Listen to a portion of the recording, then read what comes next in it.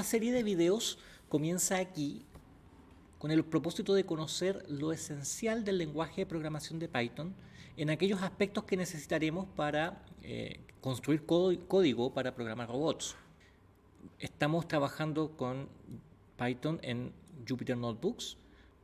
Como les he presentado previamente, en mi computador tengo configurada una carpeta particular donde estamos trabajando los cuadernos de Jupyter Notebook que se llama Jupyter, y aquí tengo ahora descargado esta práctica 1, que es la que ustedes deben seguir siguiendo los pasos que yo estoy haciendo en este video.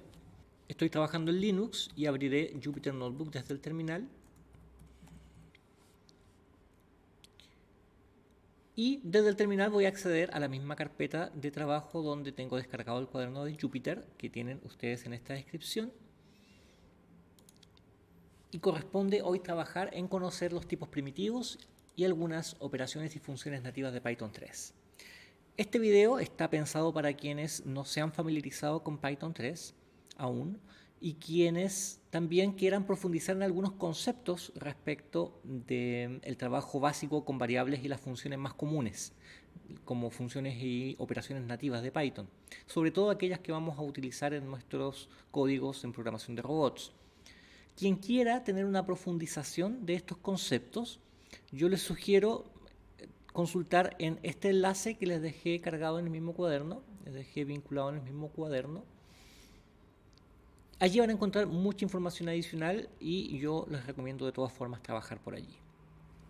Vamos a comenzar rápidamente. Ustedes van a encontrar que el cuaderno ya viene precargado con una serie de código que busca ser demostrativo y una actividad hacia el final que busca poner a prueba lo que hemos venido trabajando durante este video. Comencemos de inmediato. Lo primero a mencionar es que en Python, a diferencia de otros lenguajes de programación, las variables no es necesario ser declaradas antes de utilizarlas por primera vez. Basta en Python asignar a un nombre de variable su valor y de esta forma la variable queda declarada e inmediatamente asociada al tipo de valor que está contenido en esta variable. En la primera celda hay dos variables, var1 y var2, que contienen información diferente. Uno tiene un 1 y el otro tiene un 1 punto. Este 1 punto es lo mismo que decir 1.0 y es lo que diferencia un número entero de un número real o un número bajo variable de tipo float. Si ejecutamos esta celda, no entrega ningún resultado porque no le hemos dado ninguna operación que entregue una respuesta por terminal. Vamos a definir un par de variables más, variables de tipo booleana, variables que tienen valores de verdadero y falso, se definen también directamente por su valor, true or false. Aparecen, si se observan, true destacado porque es una palabra clave, es una palabra reservada de Python que corresponde al valor lógico verdadero. Ejecutamos. Y en la siguiente celda se definen dos variables, var4 y var5, que contienen texto. El texto o el tipo de dato str, string, las cadenas de texto, cadenas de caracteres, str es por sus siglas en inglés de string, se definen o utilizando comillas dobles o utilizando comillas simples. En cualquiera de las dos formas es válida y basta una convención para utilizar una u otra en determinados contextos. Si ejecutamos, ya tenemos creadas 5 variables y vamos a empezar a trabajar con ellas. Estas 5 variables son de tipo de variable distinto. La consola, el terminal, no me entregó ninguna salida cada vez que definimos estas variables, y en Jupyter Notebooks es muy simple saber cuál es el contenido de una variable simplemente escribiendo al final de la celda el nombre de la variable. En este caso, var5 contiene otro texto, var1 contiene un 1, var2 contiene un 10, var3 contiene el valor lógico true, y así. En los cuadernos de Jupyter esto solo funciona para la última línea. Si tengo más líneas de código, por ejemplo, escribo var1, var2 y var3, la única que se muestra es var3. Las otras líneas no se muestran, solamente la última línea es la que aparece como salida. Y si quisiéramos escribir, conocer por texto el valor de cada una de esas variables, habría que utilizar la función print que vamos a ver un poco más adelante. Por ahora es solamente les quería mostrar una forma rápida de consultar el valor de una variable. Si yo quiero consultar el valor de una variable cualquiera, escribo, abro una celda nueva, esto lo hago muy frecuentemente y quiero saber qué es eso. Bueno, ahí obtengo entonces en una celda rápidamente el valor, la información de lo que necesito. Hemos conocido muy rápidamente 4 tipos de variables: variables de tipo int para reservar valores enteros, variables de tipo float para guardar números reales, variables de tipo boolean para guardar valores lógicos y variables de tipo texto, de tipo string, str, que guardan texto como cadenas de caracteres. Con las variables de tipo numérico, por supuesto, podemos realizar operaciones aritméticas. Con las variables de tipo booleana podemos hacer operaciones lógicas. Y, por supuesto, variables de tipo booleana son también resultado de sentencias. Sentencias de comparación, por ejemplo. Si quiero comparar dos variables, quiero comparar, antes de ver la comparación entre texto, quiero comparar si el valor 1, la variable 1 es menor que el valor que 2, el resultado me da una respuesta como una variable booleana de verdadero y falso. Var 1 no es menor que var 2 porque son iguales. Si bien uno es un entero y el otro es un real, los puedo comparar en magnitud. Y las variables booleanas van a ser una forma de almacenar información de sentencias que nos van a facilitar las cosas después cuando tengamos que trabajar con estructuras de selección sobre la base de alguna condición. Por ahora quería mostrarles que es posible realizar operaciones de comparación entre variables numéricas, por ejemplo, y que el resultado de esa comparación es una variable de tipo booleana. Puedo comparar también variables de forma textual. Un texto puede ser distinto de otro texto, puede ser igual a otro texto. Por ejemplo, var 4 puede ser igual a var 5. No son iguales, por tanto el resultado es falso, porque var 4 es igual a texto 1. Eso sí es verdadero. Podría tener también comparaciones de mayor que, menor que, igual que, y eso tiene algún significado, pero no es ahora la oportunidad de hacer eso. Les dejo como inquietud qué significa comparar en magnitud variables de tipo de texto. Hasta ahora conocemos 4 tipos de variables diferentes: variables de tipo integer, float, boolean o string. Si quiero saber de qué tipo de variable se trata, necesito utilizar la función type. La función type me consulta por el tipo de variable y el tipo de variable va a depender, por supuesto, de lo que está almacenado en ese momento. En este caso, la variable 2 me dice que es de tipo float, la variable 1 es de tipo int, la variable 3 es de tipo bool y la variable 4 y 5 es de tipo string, str. La función type devuelve el tipo de variable cualquiera este sea y va a ser una función muy útil para saber qué tipo de contenido estamos almacenando en determinado momento. Esto porque en Python las variables se crean para guardar y almacenar el tipo de dato que está contenido en ella, pero también se actualizan dinámicamente. Y por ejemplo, si actualizo el valor de la variable 5 a tipo y le asigno un número a tipo integer, por ejemplo, el tipo de variable se actualiza inmediatamente y se ajusta al tipo de variable que tengo. Entonces es importante, para conocer qué hay almacenado dentro de una variable, conocer junto con, por supuesto, su contenido, qué tipo de contenido está allí almacenado.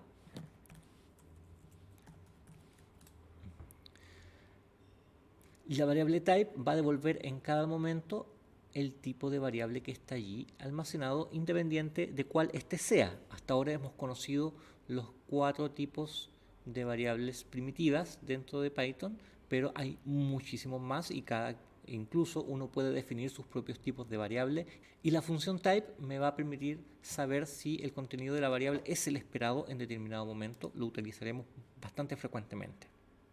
Y sobre estos tipos de variables primitivas se crean otro tipo de variables para almacenar información de diferentes características. Si hablamos de valores numéricos, y en ingeniería es muy común también trabajar con variables complejas, variables que tienen parte real y parte imaginaria. Python 3 tiene la posibilidad de trabajar directamente con magnitudes complejas escritas en forma rectangular, como A más JP. El operador J lo reconoce inmediatamente como valor complejo, sea J minúscula o sea J mayúscula. Esta celda, por ejemplo, define un valor de una magnitud compleja, 3 más 2 por j. El tipo de variable es de complex. Se define un tipo de variable especial para almacenar este tipo de información, que es un número complejo.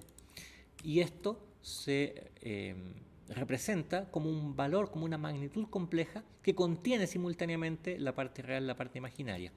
La J la puedo escribir en mayúsculas o en minúsculas y lo reconoce de las dos formas. Y de esta manera es posible realizar también operaciones entre números complejos siguiendo la propia álgebra de números complejos, y esto está ya completamente integrado a Python y podemos representar información en la forma de números complejos directamente sobre la base del tipo de variable complex. Con lo que ya hemos visto, tenemos las primeras aproximaciones. Vamos a dar un poco más de noticia ahora respecto de las operaciones y algunas funciones que utilizamos con este tipo de variable. Pero antes, un extra en términos de la sintaxis de Python, y es que permite definir y asignar valores a varias variables simultáneamente en una única línea. Esta línea, por ejemplo, define al mismo tiempo tres variables llamadas radio, altura y pi, y les asigna valores respectivos de 2,1 al radio, 1.5 a la altura y 3.14159 a pi. Las tres variables se crean y se les asigna valores simultáneamente en una línea. Esto reduce mucho hace mucho más legible el código, sobre todo cuando las variables están relacionadas y son más rápidas y fáciles de leer de esta manera. Y así como se define y se asignan valores a una variable en forma directa con la asignación de igual, también es posible asignar ese valor como el resultado de operaciones entre variables que han sido definidas previamente. En este caso, la variable volumen cilindro se crea y se le asigna el valor que es el resultado de toda esta operación matemática, 2 veces por pi por el radio por la altura. Y el volumen cilindro almacena un valor de tipo float. Podemos verificar eso. Type de volumen cilindro es una variable de tipo float que guarda el resultado de esta operación matemática. La asignación de variables en Python, por tanto, se puede hacer directamente una a una, directamente en forma múltiple, varias variables al mismo tiempo en la misma línea, o indirectamente como resultado de operaciones o funciones aplicadas a variables que han sido previamente definidas. La sintaxis de Python me permite hacer cada una de estas formas de asignación y creación de variables. Trabajemos ahora con operaciones y funciones nativas. Básicamente lo que se busca aquí es que ustedes conozcan algunas funciones que vamos a utilizar muy frecuentemente. La función abs calcula el valor absoluto de los números enteros o números reales, y en el caso de números complejos calcula su módulo, calcula la magnitud del número complejo. Aquí en esta línea, como hemos visto anteriormente, definimos tres variables simultáneamente. num1 vale 7.5, num2 vale menos 3.2, num3 es un número complejo. Si calculo la función de valor absoluto a num3, me entrega el módulo de la función de ese número complejo. Si yo calculo para num2, me entrega el valor absoluto, el número con signo positivo que tiene la misma magnitud que menos 3.2, y en el caso de num1 entrega el mismo número puesto que ya este es positivo. La variable abs se aplica en otros casos también, pero los vamos a ver en su momento. El operador para calcular potencias y la forma de calcular potencias también necesita un minuto de atención porque tiene enormes funcionalidades también dentro de Python. Bueno, en primer lugar, las potencias se escriben de esta forma como un doble multiplicación. En Python no funciona el signo de para calcular potencias. Eso no funciona, no es válido en la sintaxis. La forma de calcular potencias es con doble asterisco y en este caso es 3 al cuadrado que da 9. Esto no tiene ninguna sorpresa, pero lo que sí puede ser novedoso para quienes provienen de otros lenguajes de programación como C es la posibilidad de hacer potencias con exponentes racionales. En este caso, el 2 elevado a un medio corresponde a la raíz cuadrada de 2 y se calcula directamente. Y lo que es aún mejor dentro de Python es que es posible que estos resultados de las potencias con exponentes racionales se extienden incluso hasta el campo de los números complejos, allí cuando puedo calcular, por ejemplo, la raíz cuadrada o la potencia de un medio de un número negativo. Esta no existe en los números reales. Como resultado, la raíz cuadrada o la potencia de un medio de un número negativo se extiende como resultado al campo de los números complejos, y si lo calculamos en Python, esto me da directamente la raíz de 2 como un número complejo. La raíz de 2 multiplicado por el j, que es raíz de menos 1. El resultado matemático exacto es solamente este, raíz de 2 por j, pero me entrega una pequeña componente real en el número, pero observen ustedes que este es un número elevado a la potencia de 10 a la menos 17. Ese número es un 8 antecedido de 17 ceros. Esto, para todos efectos prácticos, es 0 y debe ser despreciado, pero por supuesto aparece una representación porque el motor de cálculo, las aproximaciones numéricas que lo realizan, entregan como resultado y arrojan como resultado este número. Y es también una buena práctica y una necesidad aprender a leer los valores con exponentes a la potencia de 10. En este caso es 8.65 por 10 elevado a menos 17. Como vamos a trabajar en robótica, muchas veces vamos a aprender a leer estos números escritos así en notación científica. Y por ahora lo que quería mostrar, sin embargo, en forma principal, era que tenemos la posibilidad de realizar la operación de potencia para calcular potencias con exponentes fraccionales, y que independiente de si esto está o no definido entre los números reales, tenemos un resultado en Python y lo podemos utilizar para nuestros cálculos. Esto es una gran y enorme ventaja de este lenguaje de programación y sus potentes motores de cálculo que tiene integrados. Ahora bien, las celdas ya han tenido escrita la operación y ustedes pueden observar que hay paréntesis ubicados para poder realizar correctamente el cálculo, y eso es algo que ustedes deben familiarizarse desde ya. Las operaciones matemáticas tienen determinadas prioridades para ser realizadas, y el conocimiento de esas prioridades en los cálculos matemáticos y la correcta utilización de los paréntesis para garantizar que las operaciones que queremos hacer sean las correctas es algo que ustedes deben familiarizarse. Solo como observación y como ejemplo, les muestro que estos 5 valores que están aquí calculados tienen resultados diferentes. Se asemejan entre sí, pero solo uno de ellos corresponde a lo que se quiere expresar como 2 veces la raíz cuadrada de menos 3. Les dejo el desafío de que ubíquenlo rápidamente, porque eso deben hacer ustedes también muy frecuentemente para no equivocar en la construcción de los códigos cuando realizamos operaciones matemáticas.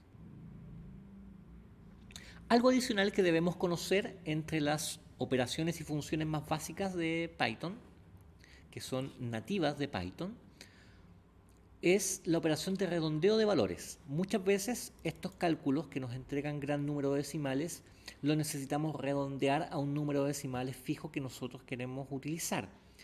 La función round será nuestra mejor amiga para hacer esto, donde como función requiere en este caso de 2 parámetros. El primero de ellos es el número que queremos redondear, en este caso el cálculo de 2 elevado a la potencia de un medio, la raíz cuadrada de 2. Y el siguiente parámetro es el número de decimales que queremos mostrar. En este caso, redondear la raíz cuadrada de 2 a 2 decimales me entrega como resultado 1.41. 4 decimales entrega ese resultado y un decimal entrega este resultado. Podría incluso redondear a 0 decimal. El redondeo, por supuesto, va a ser siguiendo las reglas normales de redondeo.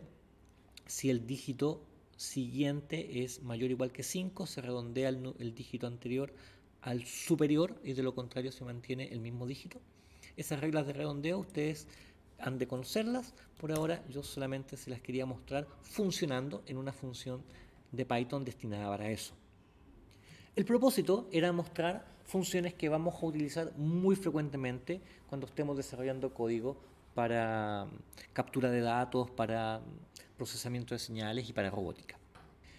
Les quiero mostrar para que también conozcan que cada tipo de variable tiene a su vez asociadas dentro de Python una serie de métodos que son funciones integradas dentro de la librería nativa de Python y que nos permiten realizar una cantidad de tareas también que son muy útiles y comunes. Para entender cómo funcionan estos métodos, hay que decir que en términos estrictos, cada variable que definimos es una instancia de una clase del tipo de variable que estamos utilizando. Por ejemplo, una variable de tipo integer es una instancia de la clase integer que tiene a su vez definida una serie de métodos asociados a ella. Si queremos conocer todos estos atributos y todos estos métodos que están asociados, podemos utilizar la función dir. Si define una variable de tipo float, el dir de variable de tipo float me entrega toda una serie de funciones que se llaman métodos o de atributos de la variable que están disponibles para esta variable en específico, para esta que hemos definido actualmente. Por ejemplo, una variable interesante a consultar es si pregunto si esa variable is integer, si el contenido que tiene se asimila a un número entero. Si pregunto por eso, me dice que es false, porque efectivamente la variable 3.2, si bien es de tipo float, porque está definida así, no es entero. Si la dejo como entero, 32, me dice que la variable is integer, en este caso, no lo puedo calcular porque esta variable no ya está definido previamente como de tipo entero.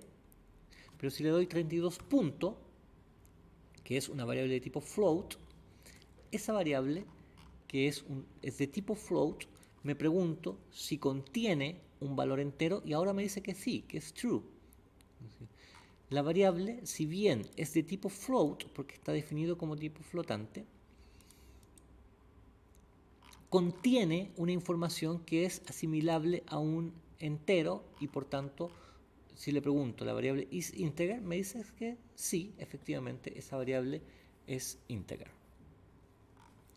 Si definiera una variable como de tipo compleja, por ejemplo, que estábamos utilizando, 3 más 2 por j, esa variable contiene también otros métodos distintos a los anteriores, pero tiene 3 métodos que son bien interesantes: conjugate, imag y real.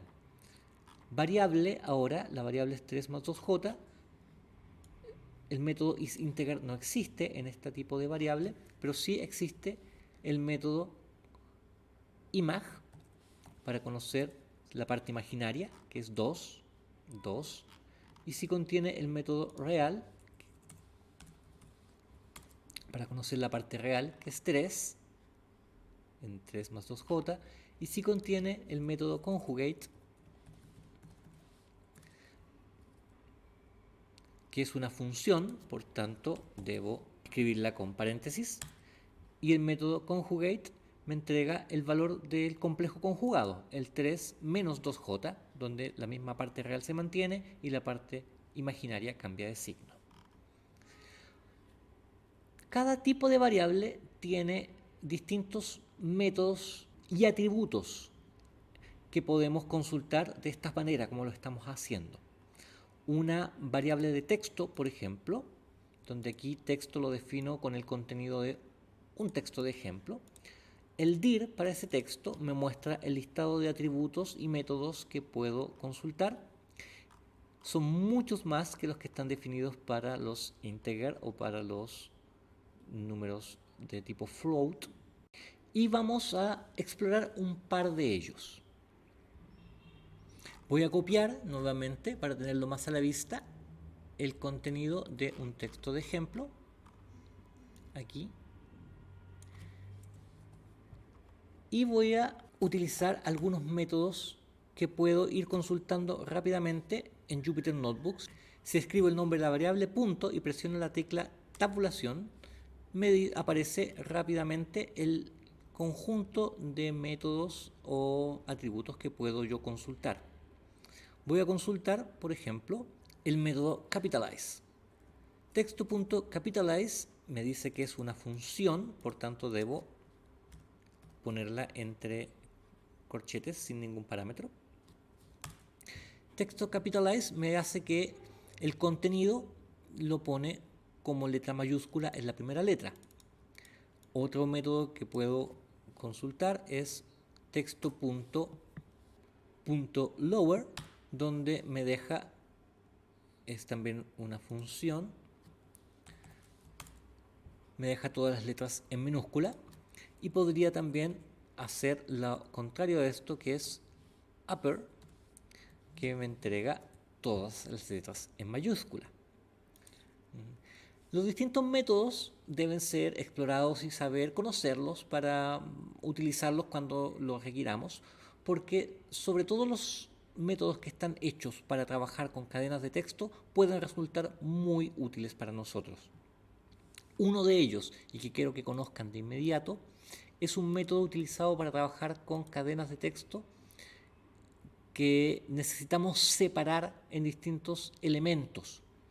Nosotros en robótica, en automatización, muchas veces vamos a recibir datos como texto a partir de un puerto serial, por ejemplo, desde un microcontrolador, y recibimos la información como texto y queremos separar todos estos valores que vienen por defecto separados con algún carácter especial. Si utilizamos la coma, por ejemplo, en este caso para separar caracteres, utilizamos el método .split, que es uno de los que están definidos al interior de cualquier variable de tipo string. El método .split es el que estamos utilizando en este momento, y la forma de utilizarlo es el nombre de la variable, que contiene toda esta información, .split, y entre paréntesis el carácter que voy a utilizar para separar los datos. Si presiono esto, lo que obtengo es una lista. Una lista es un tipo de datos que vamos a conocer un poco más adelante, pero en lo inmediato esa lista lo que contiene es una colección ordenada de todos los elementos que estaban incluidos dentro del texto, separados por coma. El primer elemento hasta la coma es el que aparece primero, el segundo elemento hasta la coma es el que aparece a continuación, el tercer elemento está separado por la siguiente coma, cada elemento que está entre comas aparece como un elemento diferente dentro de la lista o este arreglo que se generó por el método split. Puedo utilizar cualquier carácter para hacer esa separación. Puedo utilizar, por ejemplo, el carácter espacio. El carácter espacio que está aquí, aquí y aquí separa los elementos, incluyendo todo lo que está dentro. Podría utilizar un número como separación. Y ustedes prueben y verifiquen qué significa el método split y qué efecto provoca dentro de los cambios si cambiamos el carácter que estamos utilizando para separar. Este método para las variables de tipo texto va a ser muy útil y lo vamos a utilizar muchas veces, conózcanlo, porque le daremos uso frecuentemente. Otra forma otro método que vamos a utilizar, o otra función en realidad que vamos a utilizar para realizar conversión de tipos de datos es traspasar información de texto a número o de número a texto. Esto lo podemos hacer mediante las funciones float, int y por supuesto str, que son los constructores de los tipos de variables, las funciones que construyen un tipo de variable. Si defino una variable llamada texto como 1.32, pero entre comillas, lo cual significa que es una variable de tipo str, una variable de tipo string, esa variable la puedo convertir a número, a float, mediante la función float. Si hago esto, lo que obtengo es el 1.32, pero ya no como texto, sino como una variable numérica. Esta función nos permite convertir directamente una variable de texto en un número flotante si el contenido de la variable de texto es un número. ¿Podría convertirlo en un número entero? Sí, pero si el contenido fuese un número entero, si no me entrega un error. Si el contenido fuera un número entero, lo puedo convertir directamente a número entero. O si el contenido representa un entero, pues si incluso el número representa un entero pero no lo es, sino que es un número de tipo float, no lo puedo convertir directamente a un número entero, sino a un número flotante. Por esto es importante conocer qué tipo de variable se está trabajando, con qué tipo de variable se está trabajando mediante la función type. Porque hay algunas funciones y algunos métodos que puedo utilizar con determinado tipo de variables y otras funciones y métodos que no puedo utilizar con otro tipo de variable. De manera que manejando los tipos de variables y los métodos y funciones que puedo utilizar con cada uno de ellos, vamos a tener mayores facilidades de realizar un código sin errores y se nos va a fluir mucho mayormente el desarrollo de algoritmos y códigos en el futuro. Y así como es posible transformar texto a números enteros o flotantes, por supuesto también va a ser posible transformar números flotantes o enteros a texto. Y en este caso, por ejemplo, si damos una variable value que calcula la raíz cuadrada de 2 redondeada a 4 decimales y calculamos su valor y luego lo transformamos a una cadena de caracteres mediante la función str, lo que obtendremos es una cadena de texto que contiene el valor numérico de la raíz cuadrada de 2 aproximada a 4 decimales. Para finalizar este video, quiero mostrarles algunas formas de utilizar la función print. La función print es de las primeras que aprendemos a utilizar cuando estamos entrando en la programación en Python. Puede ser que nos permite mandar mensajes de texto a la consola, a la salida de las celdas en el caso de Jupyter Notebooks.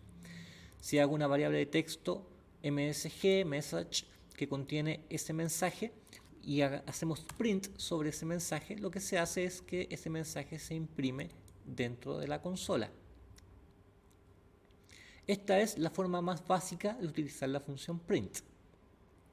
La función print también permite concatenar cadenas de texto. Puedo hacer print de una variable de texto 1 más una variable de texto 2 y la impresión en pantalla va a unir ambas cadenas de texto en una sola, incluyendo la falta de un carácter de separación entre un texto y otro, que hay que agregarlo manualmente en uno u otro si queremos que el mensaje se exprese correctamente.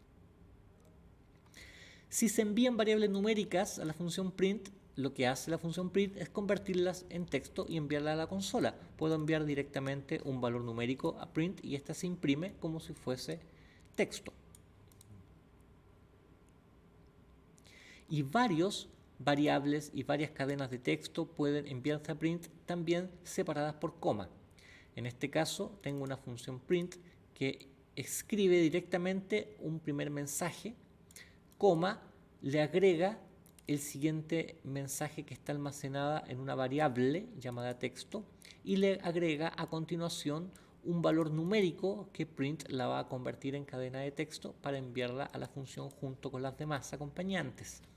Si imprimo todo eso, lo que obtengo es un solo mensaje y esto es una forma muy cómoda de utilizar la función print.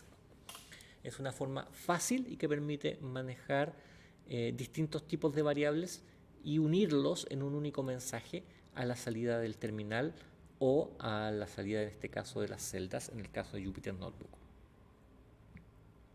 Una forma más adecuada, sin embargo, más formal de hacer esto es utilizar el método format que está incluido dentro de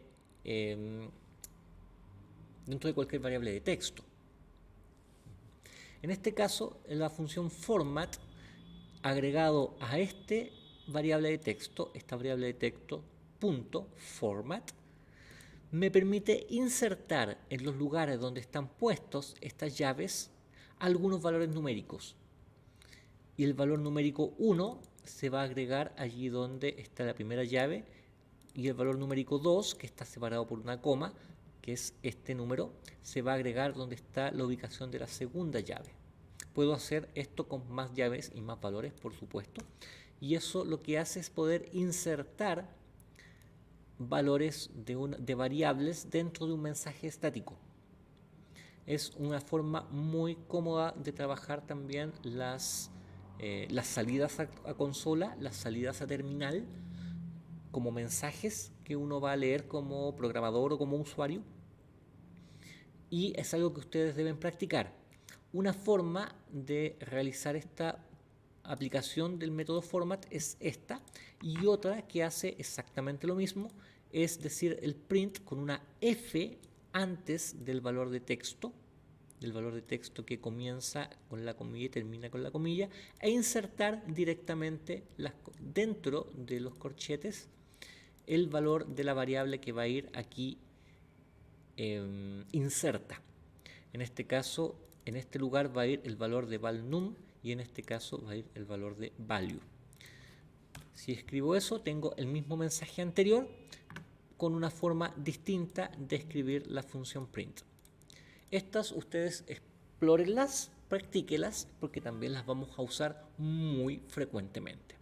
Y para que estén obligados a practicar todo esto, les dejo una actividad.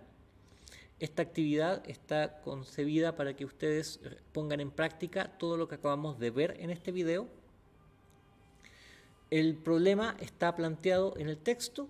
Hay una oficina de despacho de encomiendas donde se necesita calcular el valor de despacho de una encomienda en función de las dimensiones físicas de la caja y un costo fijo. La información queda almacenada en variables de texto. Aquí están almacenadas las variables de texto.